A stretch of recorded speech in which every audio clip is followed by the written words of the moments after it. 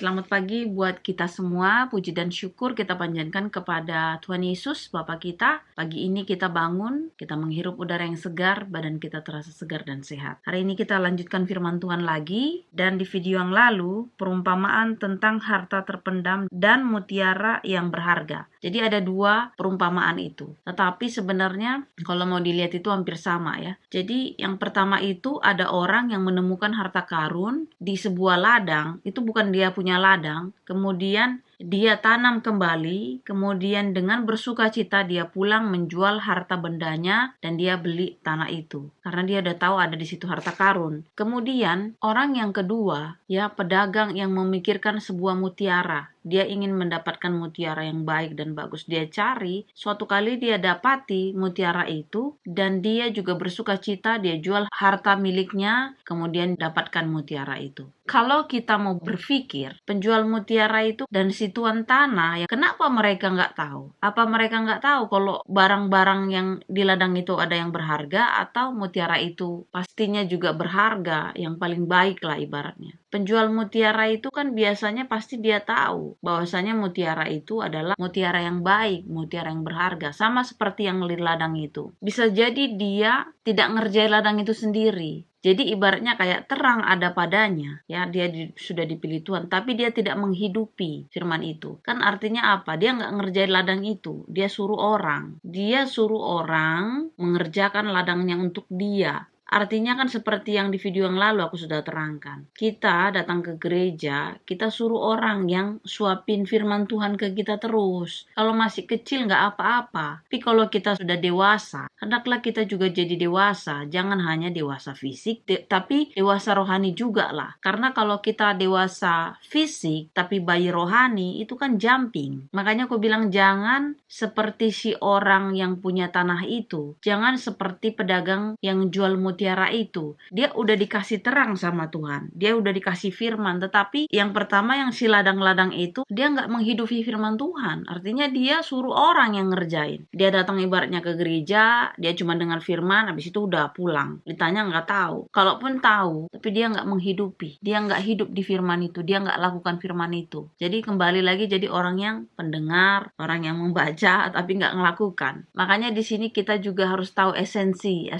Jangan dia orang Kristen gini. Jangan salah, orang Kristen itu pun bukan dia garansi masuk surga langsung. Karena di sini kita akan baca firman-Nya, di sinilah nanti kita pasti mengerti maksudnya. Sama juga seperti orang mutiara itu yang jual, pedagang mutiara itu. Dia jual ke orang bahkan. Ya kalau mau kita bilang ada orang yang, tapi kita nggak boleh menghakimi. Artinya jangan kita sampai orang yang menjual iman kita. Ya, kalian tahu maksudku menjual iman atau menyangkal imannya. Jadi di sini kita akan baca ya ayatnya juga di hanya satu kitab ya, bukan di biasanya Markus Lukas tapi ini hanya di Matius. Matius 13 ayat 47 sampai 52. Demikian pula hal kerajaan sorga itu seumpama pukat yang dilabuhkan di laut lalu mengumpulkan berbagai-bagai jenis ikan. Setelah penuh, pukat itu pun diseret orang ke pantai. Lalu duduklah mereka dan mengumpulkan ikan yang baik ke dalam pasu dan ikan yang tidak baik mereka buang. Demikianlah juga pada akhir zaman, malaikat-malaikat akan datang dan memisahkan orang jahat dan orang benar, lalu mencampakkan orang jahat ke dalam dapur api. Di sanalah akan terdapat ratapan dan gertakan gigi. Mengertikah kamu semuanya itu? Mereka menjawab, ya kami mengerti. Maka berkatalah Yesus kepada mereka, karena itu setiap ahli Taurat yang menerima pelajaran dari hal kerajaan sorga itu seumpama tuan rumah yang mengeluarkan harta yang baru dan yang lama dari perbendaharaannya. Jadi kalau di sini, kalau aku baca yang di Inggris ya, dia bilang ya sea atau laut. Jadi net ya. Kalau di sini mau dibilang pukat itu, aku sempat nggak ngerti apa pukat. Oh ternyata net atau kita bilang jala lah, jala.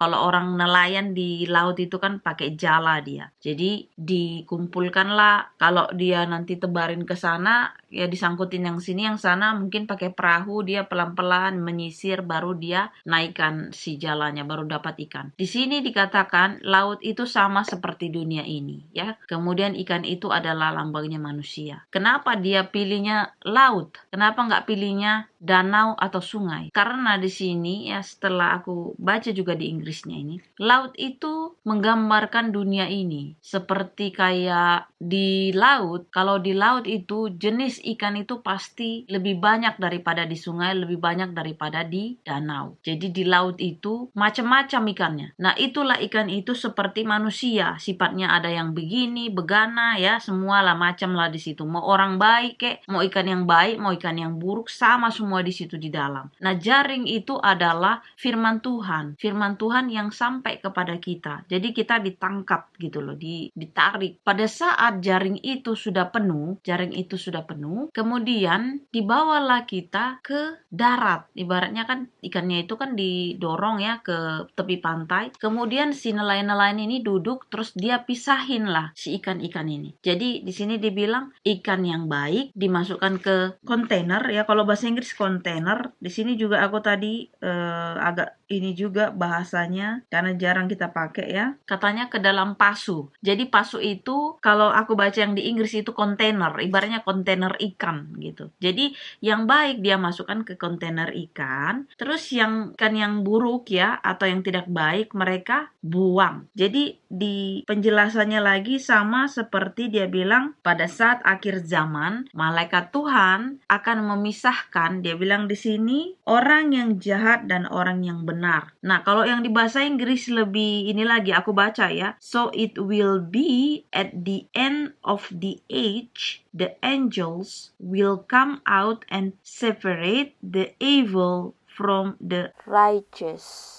Jadi di sini di yang bahasa Inggris, jadi bukan dibilang lagi orang yang tidak benar. Dia bilang apa? Evil. Makanya aku bilang juga di video yang lalu, orang yang tidak benar itu udah sama dengan setan itu sendiri. Evil dibilangnya. Harusnya kan orang yang benar dan tidak benar gitu kan. Tapi di sini di Alkitab ini di yang bahasa Inggris malah langsung jelas dikatakan evil. Jadi kalau kita nggak benar berarti kita di luar Tuhan ya. Jadi ayat yang video yang lalu itu yang kita baca, di luar aku kamu melawan aku. Artinya udah kau si setan itu sendiri. Nah, di sini dikatakan juga banyak sekali ya sebenarnya kalau mau kita renungkan lagi firman Tuhan ini, banyak sekali esensi ya, maksud Tuhan itu apa. Kalau penjalaan manusia ini juga, dia ada yang mati itu atau ikan-ikan yang buruk itu ya. Ada baik mungkin ikan yang terlalu kecil, ada ikan yang mungkin sudah mati sebelum dia dipisahin karena mungkin di dalam jaring itu berhimpit-himpitan, atau mungkin dia terlalu gemuk ikannya, atau mungkin karena kan ada banyak ikan-ikan juga kan, atau ikannya terlalu kurus, atau ikannya yang begini dan begitu gitu kan. Itu semuanya ada lambang dan maksud-maksudnya. Yang pasti yang lebih simple di sini ya, yang nggak perlu membutuhkan penjelasan yang banyak, artinya ikan yang baik udah pasti dimasukkan ke kontainer, ikan yang jahat dibuang ke api neraka. Nah, itulah sudah dibilang pokoknya ikan yang melambangkan yang tidak baik itu, mau baiknya nggak baik gimana ya. Artinya di sini ini bagi orang yang terang juga sangat kita juga harus perhatikan, karena dia juga menerangkan di sini orang yang tidak benar, bukan orang yang percaya. Jadi artinya kalau orang yang percaya udah pasti juga Kristen kan. Tetapi dia benar nggak? Yang kembali lagi ya di firman yang lalu, lakukan nggak firman Tuhan? Makanya aku bilang kalau kita lakukan udah pasti kita baca, udah pasti kita hafal, udah pasti kita lihat, udah pasti kita dengar. Tapi kalau cuma hanya yang menyerukan Tuhan, Tuhan, Tuhan, percuma. Tuhan hanya bilang aku nggak kenal kau, katanya. Aku nggak mengenal kau, nyala engkau segala orang yang pembuat kejahatan. Jadi di sini selain kita selalu mendengar oh kalau aku percaya pasti selamat, bukan gitu. Kalau kita pun sudah dibaptis, sudah hidup di terang ya, sudah dari Kristen dulunya, tetapi kalau kita nggak hidup di firman Tuhan ini, kembali lagi selalu dibilang kalau kau nggak melakukan firman Tuhan, kau itu masuk ke dalam orang yang tidak benar. Orang yang tidak benar siapa? Iblis, kejahatan, bapaknya si setan. Kalau kamu udah Kristen tetapi kamu benar-benar Kristen ya, bukan Kristen ece-ece ya, kamu lakukan firman Tuhan, kamu lakukan semuanya ya apa yang menyenangkan hati Tuhan. Nah, itu kamu masuk ke dalam orang yang benar, bukan orang yang percaya. Kalau orang yang percaya bilang, enggak, aku orang Kristen kok, tetapi prakteknya, perlakuannya sama nggak? Bahkan kadang-kadang orang yang mengaku Kristen, kadang-kadang kita lihat tingkahnya itu malah lebih jahat dari orang yang bukan orang Kristen. Jadi ini dia renungkan di sini ya, Tuhan kasih perenungan ini, kasih firman Tuhan ini, pasti ada yang benar-benar esensi itu. Bukan kita terlek, oh begini, oh dia jahat, bukan kayak gitu.